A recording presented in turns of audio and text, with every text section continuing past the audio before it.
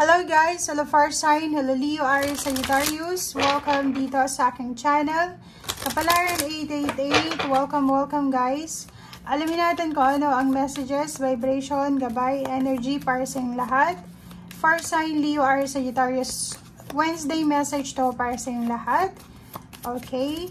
Fire Sign, Leo, Aries, Sagittarius. Number 20, number 2. 2, 4, 6, 8. Garden. Okay, so dito sinasabi ng barahan ng Fire Sign Leo Aries Sagittarius na today, possible na ikaw ay a-attend sa isang party.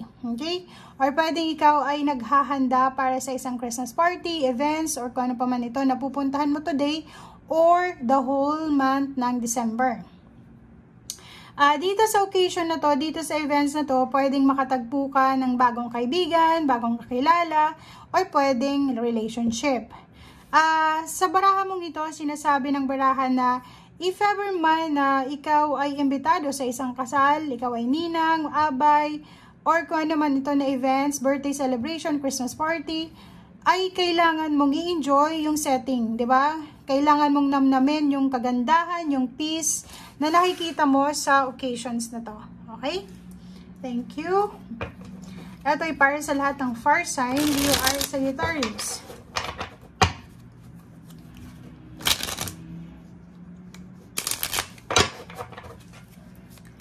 Okay, ano pa ba? Fire Sign, Leo, Aries, Sagittarius.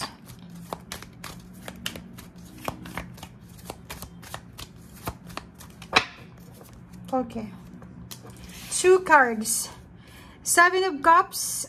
Yung iba sa inyo dyan na Fire Sign, Leo, Aries, Sagittarius na medyo nakakaramdam kayo ng restrictions, abandonment, stagnation, imprisonment, or kung ano pa man itong nararamdaman nyo na parang gusto yung gawin pero hindi nyo magawa. Gusto yung i-execute yung plans nyo pero wala kayong magagawa kasi maraming kumukontrol, maraming sagabal sa gusto nyo. Nandito yung 7 of Cups. Sinasabi ng baraha, huwag kang masyadong mag-alala kasi mayroong posibleng choice or option na pwede mong magawa sa kung ano man itong pinagdadaanan mong restrictions or imprisonment sa ngayon. So, ibig sabihin, ano man itong nararamdaman mo ngayon na pagsubok, tribulation, trials, wag mong iisipin na sumuko. Okay? Kasi may choice pa, may option pa, may pag-asa. Okay, so Ace of Wands, ito yung kailangan mo. Kailangan mong maging excited ulit. Kailangan mo ulit na maging passionate, maging determinado, kailangan mo ulit yung dedication, yung determination sa kung ano man ito na gusto mong gawin sa buhay. Okay?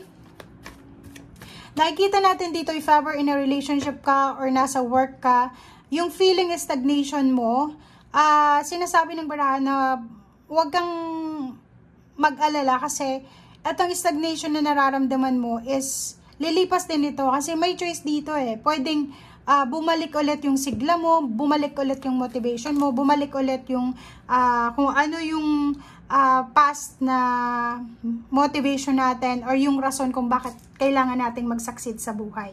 So dito, kung makikita mo sa 6 of Cups, sinasabi ng 6 of Cups na maraming babalik sa buhay mo, 'di ba? Maraming past na nangyari or yung iba sa inyo pwedeng babalik sa dating pinagtatrabahuhan, babalik sa kanilang lugar, or ang nakikita natin dito relationship, parang gusto mong makipagbalikan sa ex mo, or pwedeng yung mga pamilya na hindi magkaayos-ayos ay posibleng magkaayos-ayos na sila. Okay? Yung 6 of Cups is balance sa relationship, especially yung mga past relationship mo, past events, past individual na pumasok sa buhay mo dati. Diba? So, kung makikita mo dito, may mga 6 of Cups dito. May babalikan ka or may gustong bumalik sa buhay mo na pwedeng pareho kayong nasaktan, pareho kayong umiyak, pareho kayong naloko, pareho kayong dumating sa situation na ayaw nyo nang magtiwala. So, etong 6 of Cups na to is posibleng bumalik siya, posibleng ikaw ay babalik sa kanya, posibleng babalikan mo yung lugar kung saan ka galing, posibleng babalikan ng Pilipinas, posibleng babalik ka doon sa pinagtatrabahuhan mo, babalik ka sa dati mong yung dati mong goal sa buhay, babalik ka sa school kung saan ka nag-aral. Judgment reverse, Sinasabi ng bara sa'yo dito na ang judgment reverse na ito guys is the same lang dito sa 8 of Swords. Parang hindi siya makalabas sa comfort zone niya.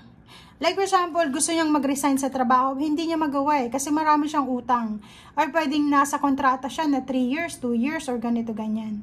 So parang kahit gustuhin man niyang umalis, gustuhin man niyang lumipat, wala siyang magagawa kasi nakakontrata siya may commitment siya doon. Relationship ganun din, kahit gusto niyang umalis na sa relationship, makipag-iwalay, wala siyang magagawa kasi kasal siya diba? Parang iniisip niya kung magpa-process siya ng annulment, divorce, mas lalong gugulo yung buhay niya, mag-spend pa siya ng money, masisira yung emotional health niya. So parang nakikita natin dito na mas, yung iba sa inyo nagtitis na lang sa stagnation. Okay, Page of Cups. Sinasabi ng Brasser dito na posibleng sa future or sa mga susunod na buwan na taon, may mag-o-offer sa'yo ng protection, may mag-o-offer sa'yo ng tulong emosyonal, may mag-o-offer sa'yo ng advice. Pwedeng yun, may mag-a-advise sa'yo regarding sa yung pinagdadaanan, financial or emotional, or yung restrictions na pinagdadaanan mo sa ngayon, posibleng makatanggap ka ng advices from like-minded individuals or dun sa mga friends mo na, or trusted friends mo or relatives. Okay, wow! Victory and success. Victory and success, sinasabi ng Bura sa'yo na yun yung tawag dito, yun yung pinaka-focus mo sa ngayon, yung victory and success. Straightforward yung tingin mo sa victory and success.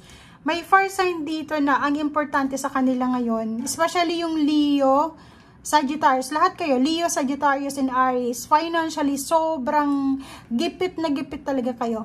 'Di ba? Parang, ang focus nyo ngayon is yung makuha nyo yung victory and success. Makaalis kayo sa stagnant situation na to. Makaalis kayo dito sa comfort zone nyo. And yung 6 of Wands, gusto nyong purihin kayo ng tao. Gusto nyong ma-appreciate kayo ng family nyo. Gusto nyong ma-appreciate kayo ng boss nyo. Gusto yung makuha yung attention ng mga tao. Yung parang iniisip mo na gusto ko rin na ako yung nasa spotlight. Gusto ko rin na ako yung nasa limelight. Gusto ko rin na ako yung pinupuri ng tao. Gusto ko rin na ako yung pinapalakpakan. Parang ganon. So yun ang naiisip mo sa araw na ito. Parang yun ang iniisip mo. Gusto ko rin ma-experience yung ganon. Yung maraming nagpa-follow sa akin. Yung maraming naniniwala sa akin. Parang ganon.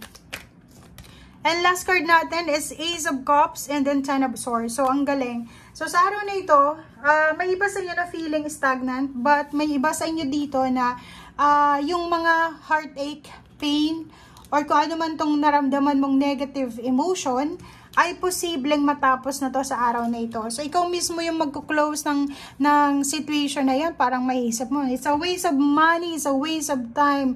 Bakit ako ganito? Bakit ako ma-pride? So, siguro medyo babawasan natin yung pride natin.